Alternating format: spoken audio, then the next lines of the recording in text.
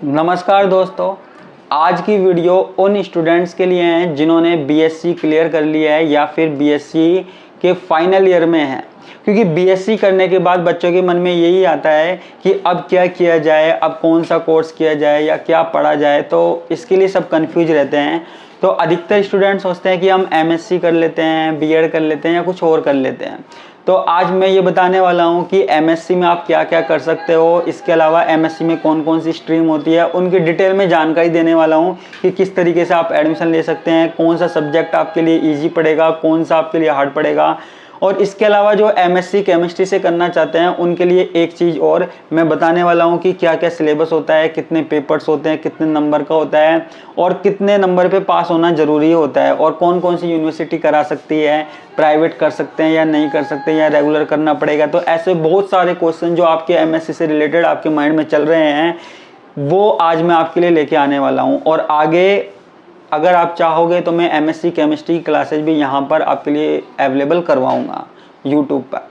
तो आज की क्लास हम स्टार्ट करते हैं। तो सबसे पहले हम बात करते हैं, जब बच्चा बीएससी से पास आउट होता है तो उसके मन में आता है कि क्या किया जाए। तो उसके मन में दो ऑप्शन चलते हैं, ज़्यादातर स्टूडेंटों के मन में दो ऑप्शन चलते हैं। या तो वो क्या करे, या तो वो तैयारी करने लग जाए, किसकी, गवर्नमेंट एग्ज़ाम की तैयारी करने लग जाए, या फिर वो क्या करे, या फिर वो कोई कोर्स कर ले, जैसे एमएससी कर ले, या फिर उसके मन में आता है कि वो बीएड कर ले, है ना। जो स्टूडेंट टीचिंग लाइन में जाना चाहता है वो बीएड करने की सोचता है, तो जो बीएड करने की सोच रहा है वो टीचिंग लाइन ज्वाइन कर सकता है बाद में, तो वो बीएड कर सकता है। तो इसमें हम ज़्यादा डिस्कस करने वाले नहीं हैं। जो तैयारी करना चाहते हैं वो तैयारी कर सकते हैं, किसकी, कोई रेलवे की करना चाहता है, कोई आर्मी की करना चाहता है, कोई किस चीज़ की करना चाहता है, कोई एसएससी बैंक सब की करना चाहते हैं। तो जो सीधा जॉब लगना चाहते हैं वो कर सकते हैं। लेकिन कईयों के मन में होता है कि हम पोस्ट ग्रेजुएशन करें, एमएससी करें, तो एमएससी में क्या क्या कर सकते हैं, कौन कौन सी स्ट्रीम है, कौन कौन से कॉलेज हैं, उनकी डिटेल में मैं बात करने वाला हूँ। तो सबसे पहली बात, एमएससी का मतलब क्या होता है, मास्टर ऑफ साइंस। यानी कि आप साइंस में मास्टर बन जाओगे, जिस सब्जेक्ट से आप एमएससी करोगे वो मास्टर बन जाओगे। तो सीधी सी बात है, मास्टर करोगे तो थोड़ा सा टफ तो पड़ेगा ही, हालांकि कुछ भी टफ नहीं है पढ़ा जाए तो। अब मान लीजिए आपके पास बीएससी में क्या थी, फिजिक्स केमिस्ट्री मैथ थी, या फिर आप फिजिक्स केमिस्ट्री बायो थी, वो सॉरी केमिस्ट्री बॉटनी जूलॉजी थी। तो अब यहाँ पे आपके पास क्या ऑप्शन आते हैं, एमएससी में मेन स्ट्रीम के बारे में बात करता हूँ। अगर आप मैथ से थे तो आप यहाँ पर फिजिक्स से, केमिस्ट्री से या मैथ से आप एमएससी कर सकते हो, ठीक है। इसके अलावा अगर आप केमिस्ट्री बॉटनी जूलॉजी थी आपके पास बीएससी में, तो यहाँ पर आप क्या कर सकते हो, आपके लिए एक्स्ट्रा ऑप्शन भी है बॉटनी और जूलॉजी। आप बॉटनी और जूलॉजी से भी कर सकते हो, बॉटनी और जूलॉजी से भी कर सकते हो, ठीक है। तो एमएससी जनरली कितने साल की होती है, 2 इयर्स की होती है। 2 इयर्स का कोर्स होता है एमएससी का, मास्टर ऑफ साइंस का, जिस भी सब्जेक्ट में आप करना चाहो। कई यूनिवर्सिटी क्या करती है कि ये जो केमिस्ट्री बॉटनी जूलॉजी, इनके अंदर भी जो आते हैं कई सब्जेक्ट आते हैं इनके अंदर भी, जैसे बायोटेक्नोलॉजी आता है जूलॉजी के अंदर, माइक्रोबायोलॉजी आता है, तो उनसे भी एमएससी करवाती है, कुछ यूनिवर्सिटी से करवाती है, तो आप उनसे भी कर सकते हो। लेकिन जो मेनली एमएससी में सब्जेक्ट है, मेन सब्जेक्ट है, वो है physics chemistry math zoology botany. MSc अगर देखा जाए साइंस में तो इनके अंदर बहुत सारी ब्रांचें हो सकती हैं। तो ये 5 सब्जेक्ट हैं और ये एमएससी कितने साल की होती है, 2 साल की होती है, ठीक है। अब एक चीज़ ये आती है स्टूडेंटों के मन में, सर ये एमएससी हिंदी में होगी या इंग्लिश में होगी। तो बच्चों देखो, एमएससी मास्टर ऑफ साइंस है तो सीधी सी बात है, यहाँ पे आपको इंग्लिश में ही पढ़नी पड़ेगी। आपके जो एग्ज़ाम होंगे इंग्लिश में होंगे, आपकी जो बुक्स होंगी वो भी इंग्लिश में ही होंगी। तो आप हिंदी में नहीं पढ़ सकते, चाहे आप बीएससी में हिंदी मीडियम से हो, इंग्लिश मीडियम से हो। लेकिन आपको यहाँ पर क्या करना पड़ेगा, आपको यहाँ पे केवल इंग्लिश मीडियम से ही पढ़ना पड़ेगा। इंग्लिश में आपकी सारी बुक आएंगी। तो क्या आपको यहाँ पे प्रॉब्लम आएगी? नहीं, आपको यहाँ पर कोई प्रॉब्लम नहीं आने वाली है। अगर आपके बीएससी के कंसेप्ट क्लियर हैं तो आपको कोई प्रॉब्लम नहीं आनी है। अब बच्चों के मन में देखो, जिस स्टूडेंट को जो सब्जेक्ट पसंद है आप उसमें एमएससी कर सकते हो, लेकिन कई स्टूडेंट पूछते हैं सर हम किस में एमएससी करें किस में ना करें। अब देखिए, अगर आप मैथ से एमएससी करते हैं या फिजिक्स से एमएससी, जैसे आपके मान लो फिजिक्स केमिस्ट्री मैथ है, तो आपके पास ये देखिए मैथ है, फिजिक्स है और केमिस्ट्री है। तो मैथ में तो आपकी इंग्लिश का काम कम से कम है। अगर आप मैथ से अगर एमएससी कर सकते हो तो इंग्लिश लैंग्वेज का कितना यूज है, बहुत कम यूज है। और फिजिक्स में भी ज़्यादा इंग्लिश नहीं आएगी, वही कंसेप्ट है, वही डेरिवेशन तो वही होती है, वही x square plus y square z square वही होती है मैथ में फिजिक्स में। तो उसमें इंग्लिश का क्या काम, उसमें क्या इंग्लिश क्या हिंदी एक ही बात है।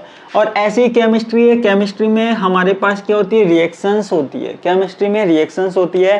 तो सेम वही है, कार्बन हाइड्रोजन ऑक्सीजन सारे सारे एलिमेंट वही है। हाँ, कुछ बुक में जो थियोरेटिकल पार्ट होता है उसमें थोड़ी सी प्रॉब्लम आती है, लेकिन आप पढ़ोगे धीरे धीरे 1 महीना 2 महीना तो आपको आदत हो जाएगी।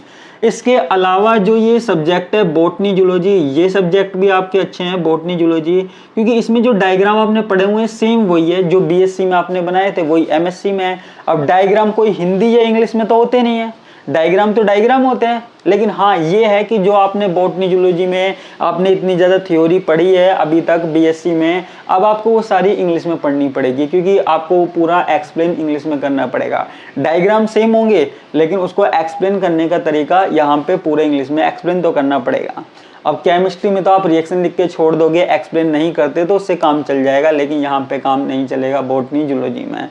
ठीक है, ये हमारे पास मीडियम की बात हुई कि किस तरीके से मीडियम करना है। अब दूसरी चीज़ ये पूछते हैं कि सर हमको रेगुलर ही करनी है, रेगुलर और प्राइवेट कैसे करें हम। तो पहली बात बता दूं, एमएससी जो है वो रेगुलर ही होती है, इसके लिए आपको किसी ना किसी कॉलेज में एडमिशन लेना ही पड़ेगा, किसी ना किसी कॉलेज में एडमिशन लेना पड़ेगा। प्राइवेट एमएससी नहीं होती है। हाँ, केवल एक मैथ है, मैथ का जो सब्जेक्ट है वो प्राइवेट एमएससी हो सकती है मैथ के सब्जेक्ट में। इसके अलावा बाकी सब्जेक्ट में आपको रेगुलर एडमिशन लेना पड़ेगा किसी ना किसी कॉलेज में। अगर आप लेना चाहते हो तो आप मुझसे कांटेक्ट करना, मैं आपको बताऊंगा कौन से कॉलेज में लेना है। आप मुझे व्हाट्सअप कर सकते हो या कॉल भी कर सकते हो। ठीक है, तो ये बात हमारे पास किसकी हुई कि रेगुलर कर सकते हैं या प्राइवेट कर सकते हैं।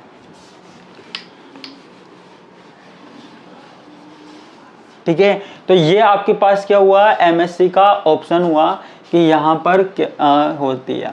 अब एमएससी 2 साल की होती है, 2 इयर्स की होती है, ये मैंने आपको बता दिया।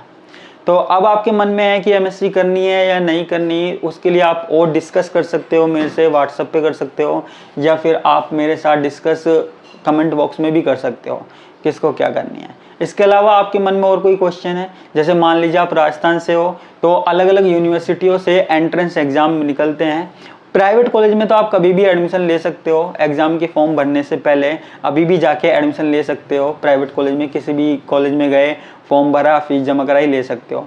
इसके अलावा गवर्नमेंट कॉलेज में एडमिशन लेने के लिए क्या प्रोसेस है, गवर्नमेंट कॉलेज में जैसे मान लीजिए राजस्थान यूनिवर्सिटी है तो वहाँ पर एग्ज़ाम होता है URATPG।